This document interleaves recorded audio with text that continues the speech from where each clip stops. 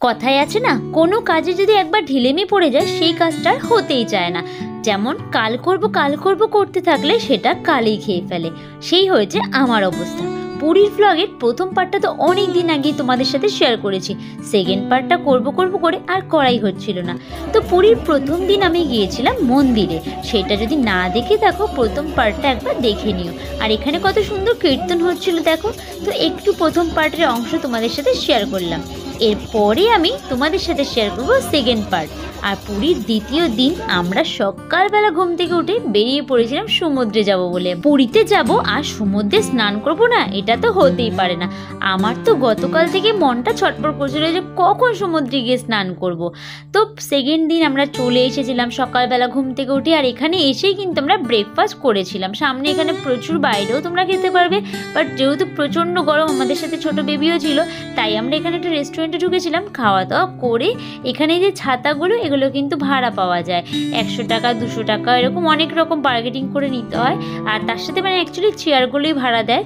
তো এরকম আমরা চেয়ার নিয়ে নিয়েছিলাম। আর দেখো অপরূপা তো এখানে স্নান স্টার্ট করে দিয়েছে, দিদি, জায়াম্বু, পুচকু আর ভাই সবাই ছিল। আমি এখানে একটু ভিডিও করছিলাম, তারপরেই চলে গেলাম স্নান করতে। আর জানো তো, জল দেখলে যে আমার এত আনন্দ লাগে, কিন্তু এই জলে না আমি একটা অনেক বড় বিপদের হাত থেকে বেঁচে গেছিলাম। এই পুরীতে এসেই আমি পুরো তলিয়ে যাচ্ছিলাম, একটা আঙ্কেলের পা ধরে নিয়েছিলাম, তারপর আঙ্কেলটা আমাকে ট্রেনে তুলেছিল, না হলে সেদিনকে আমাকে আর পাওয়াই যেত না। মানে অনেক বড় বিপদের হাত থেকে বেঁচেছিলাম। যাই হোক, আমরা তো এখানে অনেক মজা করছিলাম। প্রথমে আমি এখানে একা করছিলাম স্নান, তারপরে ভাই, অপরূপা, আমি 3 জন মিলে একদম প্রচুর মজা করেছি, প্রচুর স্নান করেছি। আর দিদিরা তখন চলে গেছিলো হোটেলে, কারণ বাচ্চাটা ছিল আমাদের, মানে আমাদের সোনামা ছিল, আর প্রচণ্ড গরম ছিল ওখানে, তাই ওরা চলে গেছিলো হোটেলে। আর আমরা তো সেই সকাল থেকে প্রায় বেলা 2:30 পর্যন্ত স্নান করেছি। তারপরেও আমরা চলে গেছিলাম হোটেলে। স্নান কমপ্লিট করে হোটেলে গিয়ে ফ্রেশ হয়েই চলে আসলাম খাওয়া দাওয়া করতে। আমরা সেদিনকে দুপুরবেলা খেয়েছিলাম 13 পার্বণে। সেকেন্ড দিন দুপুর রাত্রে দুবারই আমরা 13 পার্বণেই খাওয়া দাওয়া করেছিলাম। আর একটা কথা বলতে চাই, এখানে প্রচণ্ড পরিমাণে ভিড় হয়। আর এটা এসি রেস্টুরেন্ট। নর্মাল আগের দিন যেটা খেয়েছিলাম ওটা নন এসি, বাট প্রচণ্ড হাওয়া, কুলার টুলার সব কিছুই ছিল। আর খাওয়ারের দামটা ডিফারেন্স যদি তোমরা বলো, খুব বেশি কিন্তু না, 20-30 টাকার মতনই ডিফারেন্স, খুব বেশি ডিফারেন্স নেই। তবে এখানে খাওয়ারের জন্য 1 ঘন্টা 2 ঘন্টা লাইন দিয়ে দাঁড়িয়ে থাকতে হচ্ছে, মানে আমরা অনেকক্ষণ বসেছিলাম, এত খিদে পেয়ে গেছিলো স্নান করার পরেও।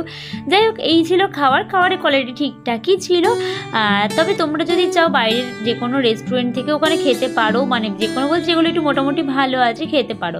তো এখানে এতক্ষণ লাইন দিয়ে বসে থাকতে গেলে সত্যি অনেকটা অধৈর্য হয়ে যায়, আর তখন খিদেও পেয়ে যায়। স্নান করলে তো এমনি অনেক বেশি খিদে পেয়ে যায়। তো আমাদের ফাইনালি খাওয়ারের জন্য মানে টেবিল পেয়েছিলাম, প্রায় আমরা 1 ঘন্টার উপরেই বসেছিলাম। টেবিল পাওয়াতে আমরা খাওয়া দাওয়া করলাম। দিদি এখানে আসেনি, কারণ সোনামাকে নিয়ে দিদি বাড়িতে মানে রুমে বসেছিল। তারপরে আমরা সন্ধ্যেবেলা আবার চলে এসেছিলাম বিচে। হোটেল থেকে বিচ খুব একটা দূরে ছিল না, একদম পায়ে হেঁটেই 2 মিনিটের রাস্তা ছিল। প্রথম দিন আমরা বুঝতে পারিনি যে কোন রাস্তা দিয়ে আসতে হবে, তারপর দেখলাম হোটেল থেকে বিচ একদমই সামনে। তো সন্ধ্যেবেলা এসে এখানে একটু ঘোরাঘুরি করলাম, আর তারপরেই আমরা চলে গেছিলাম কেনাকাটি করতে। অনেক কিছু কেনাকাটি করার ছিল। আর হ্যাঁ, একটা জিনিস আমার এত ভালো লেগেছে, চলো তোমাদেরকেও দেখাই। এইখানে তো বিচটা তো আছে, এই জায়গাটা তো রাত্রিবেলা একটা শান্ত পরিবেশ, আর সমুদ্রের যে ঢেউয়ের যে সাউন্ডটা, ওফ কি যে ভালো লাগে সেই সাউন্ডটা। কিন্তু এই জিনিসটা আমি কোনো দিনও পুরীতে গিয়ে দেখলাম না, এই প্রথম আমি এরকম একটা অপূর্ব দৃশ্য দেখলাম। এখানে যজ্ঞ হচ্ছিল রামের, দেখো পুরো রাম লেখা ছিল, আর মানে এগুলো প্রদীপ দিয়ে কিন্তু করা ছিল, এত ভালো লাগছিল। অনেক মানুষ ছিল এখানে যারা বসে মানে ট্যুরিস্ট যারা ছিল সবাই বসে যজ্ঞ দেখছিল। আর দেখো এই যে সামনেটা যজ্ঞ হচ্ছে, মানে ভাবো একবার, সামনে সমুদ্রের ঢেউয়ের শব্দ, তার মধ্যে যজ্ঞ হচ্ছে, মন্ত্র উচ্চারণ হচ্ছে, সে কি এক অপূর্ব দৃশ্য। এই প্রথম আমি এত সুন্দর দৃশ্য কিন্তু পুরীতে এসে দেখতে পেলাম।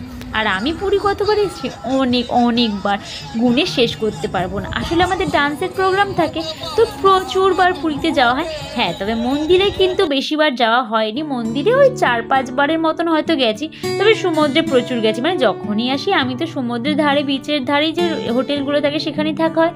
আমি তো স্নান করবোই। অনেকে না কালো হওয়ার ভয়তে নামে না, বাট আমি ওই জল দেখলে যতই ভাবে করবো না, কিন্তু স্নান না করে আমি ফিরতেই পারবো না। তো আমি কেউ না গেলে একা একা গিয়ে ঝাঁপিয়ে পড়ি জলে। আর তারপরে আমরা এখানে কেনাকাটি করছিলাম। তো এখানে দেখো এই হাঁড়ি নেওয়া হচ্ছিল, কারণ সোনামায়ের অন্নপ্রাশনের জন্যই তো আমরা মেনলি এসেছিলাম এখানকার প্রসাদ নিতে। যখন ওর মুখে প্রসাদ হবে প্রসাদ দেওয়ানো হবে, তো এই হাঁড়িতে ওর জন্যই পায়েস রান্না করা হবে। তো এখান থেকে হাঁড়ি আরও কিছু বাসন কেনা হলো। আর এই যে স্টোলটা দিদির হাতে আছে, কি বলে স্টোল চাদর যাই হোক, এগুলো আমি নিয়েছিলাম। এটাই কিন্তু আমি নিয়েছিলাম মায়ের জন্য। তারপর অপরূপ অনেক কিছু শপিং করেছিল, অনেক কিছু শপিং করেছিলাম। বাট যেহেতু এই যে বললাম না এতটা দেরিতে ভিডিওটা এডিট করছি, বেশিরভাগ জিনিস ইউজ করে ফেলেছি।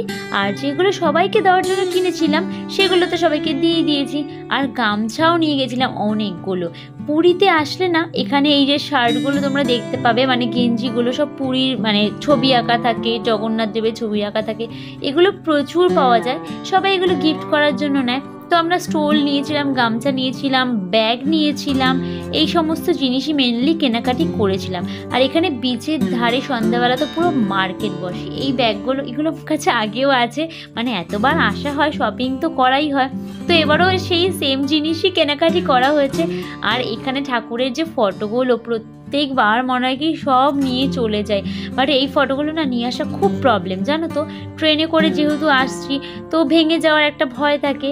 তো অর্নামেন্টসও ছিল, পার্লের যে অর্নামেন্ট, রিয়েল তো পার্ল না এগুলো, যাই হোক এগুলো ছিল। তুমি এগুলো গিফট করার জন্য নিতে পারবে। তো আমি এখান থেকে কিছু কেনাকাটি করেছিলাম যেগুলো আমি ভিডিওতে অলরেডি পরে ফেলেছি। এখানে না 20-30 টাকা থেকে স্টার্ট।